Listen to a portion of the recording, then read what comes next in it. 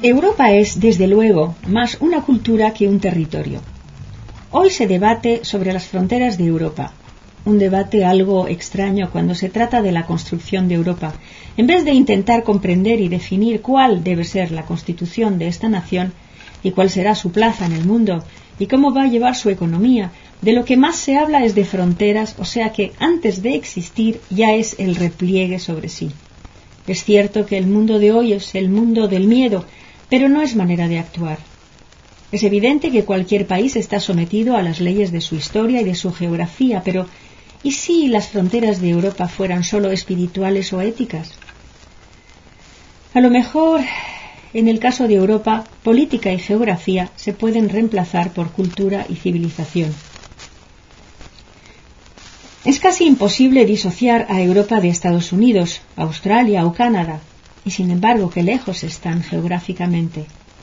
Sin ser parte de Europa, estos países fueron fundados por gentes de Europa, formadas por sus valores, y esos orígenes comunes son los que forman la identidad.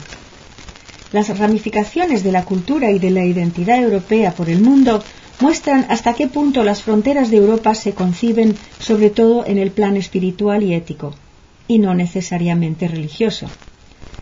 Y Ernest Renan se equivocaba cuando decía: compartimos la misma cultura, luego tenemos la misma religión. Un pequeño inciso.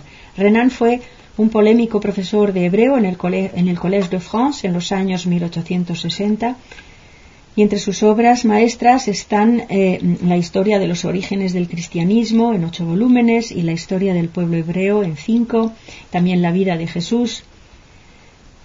Renan no se acuerda que lo que creó esa cultura europea fue la simbiosis de 3 religiones que empezó en la época de Maimónides y continuó en la época de Mendelssohn.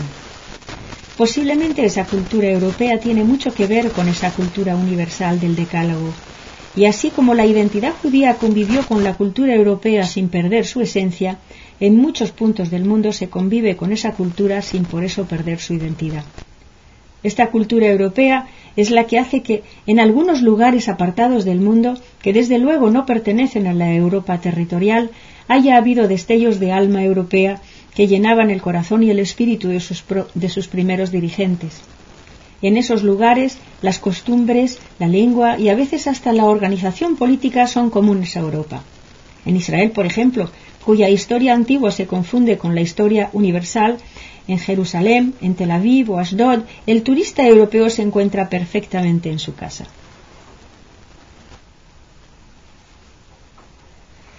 Hablemos ahora de la conciencia judía y el progresismo en Europa. Existe una extraña paradoja. Para algunos, los judíos son los agentes incondicionales del capitalismo, y para otros son los promotores de las reformas sociales. Al mundo le intriga el activismo político, sindical y humanitario de algunas figuras de origen judío. Algunos buscan una explicación étnica en ese militantismo. Lo que no deja de ser extraño es que hombres y mujeres nacidos en el seno de familias judías, pero sin practicar la religión, han transferido, sin ser conscientes de ello, a la esfera de la acción política la realización de los ideales que habían conocido en su entorno de origen. Esta huella de ese mesianismo secular se encuentra en Karl Marx, cuyo padre ya se había convertido al protestantismo, pero también en Gustav Landauer, amigo de Martin Buber, de Ernst Bloch, de Erich Fromm, de Hans Jonas o de Hannah Arendt. Todos pensadores que nacieron en el seno de un judaísmo secularizado intentaron realizar sus ideales sociales en el seno del grupo social en su conjunto, como si rechazaran la naturaleza misma del compromiso puramente religioso, como si para ellos la auténtica dimensión del judaísmo consiste en su universalismo. Esta concepción de un mesianismo auténtico, abierto a todos, sin distinción de orden étnico o nacional, es sinónimo de profetismo. El discurso de los profetas de Israel, Amós, Isaías, Joel, etc., llega hasta los confines de la tierra, sin limitaciones ni restricciones. Hermann Cohen, fundador de la escuela neokantiana, hizo una comparación entre el ideal social de los profetas y el de Platón. Para los profetas, el ideal social era para toda la humanidad, y para Platón ese ideal se reducía a la ciudad griega y se paraba a las puertas de Atenas. En el libro del Éxodo, muchos capítulos exponen la legislación social del Pentateuco.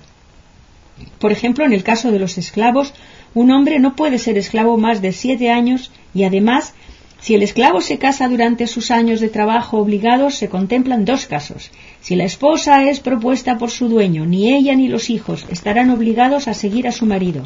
Pero si el hombre venía ya casado, se llevará con él a toda su familia y está estipulado además que el dueño deberá darle dinero para que se pueda volver a instalar libremente. Y así, desde tiempos inmemoriales, los judíos se han preocupado de justicia social. Lo primero que se estudia en las yeshivot, es decir, en las escuelas religiosas, es el Talmud, y el niño, desde muy joven, está confrontado con el estudio de la justicia. Este sentimiento de justicia exacerbado que hay en todo judío es lo que muchas veces ha molestado, y cómo no. Creo que esa universalidad de la cultura europea de la que hablábamos tiene mucho que ver con la influencia judía. Martina Lasri para Radio Sefarad.